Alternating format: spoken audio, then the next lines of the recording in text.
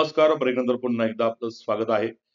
Kairali charitable फाउंडेशनच्या वृद्ध मातापित्यांचा सन्मान करण्याच्या उपक्रमामुळे नव्या पिढीवर चांगले संस्कार होण्यास मदत होईल असा विश्वास प्राध्यापिका प्रभाताई देशमुख यांनी महादेवनगर येथे बोलताना व्यक्त केला. कैराली चॅरिटेबल फाउंडेशन आणि गणेश मित्र मंडळ यांच्या संयुक्त विद्यमाने वृद्ध मातापित्यांचा सन्मान सोहळा आयोजित करण्यात आला होता. यावेळी प्रभाताई देशमुख कार्यक्रमाच्या अध्यक्ष या नात्याने बोलत होत्या.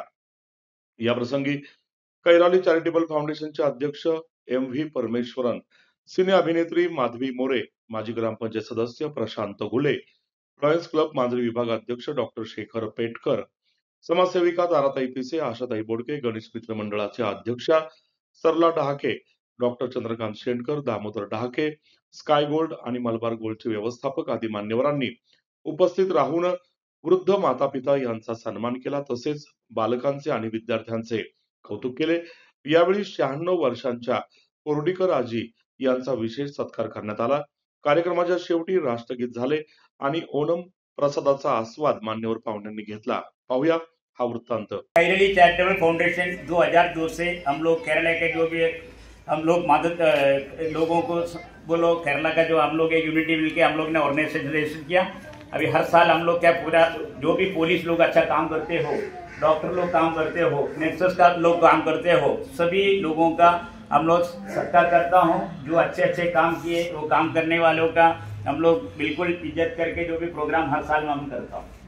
वैसा हमारे कोई किसी का हॉस्पिटल हो, कोई भी हो, हॉस्पिटल में हो, किसी में किसी को एजुकेशन के लिए किसी का पैसा नहीं है, वैसा जो भी तकलीफ होता है हम लोग सब मिलके हम लोग मदद करता हूँ.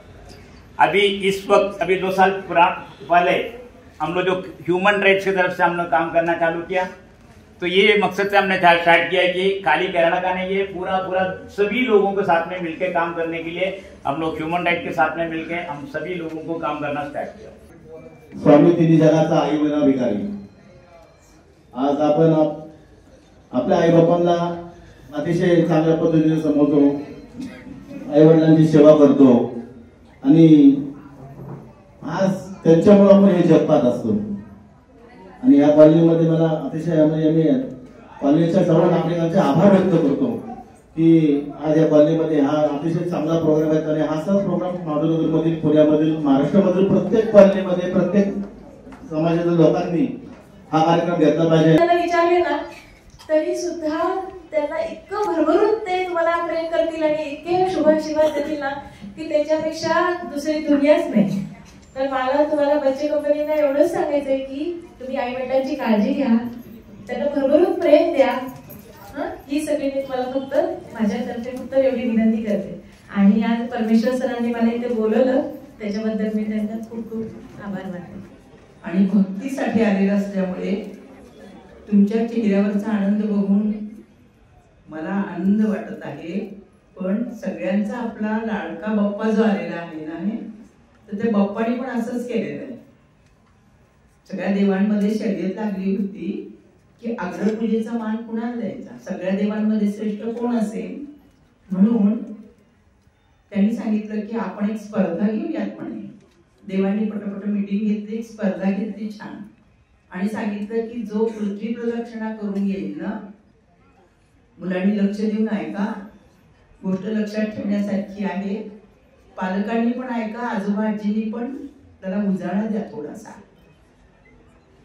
तर सगळ्यांना आनंद वाटला आणि सगळ्या जणांनी आपल्याजवळ जे वाहन होतं ते पटापट घेतलं आणि निघाले. आणि गणपती बाप्पाकडे बघून जरा हसले.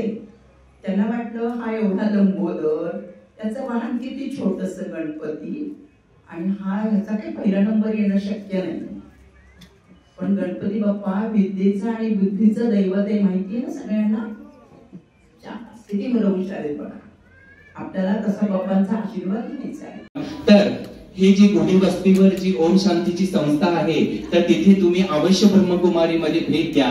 वेळोवेळी ते सांगता येत नाही की ते कसं करतात.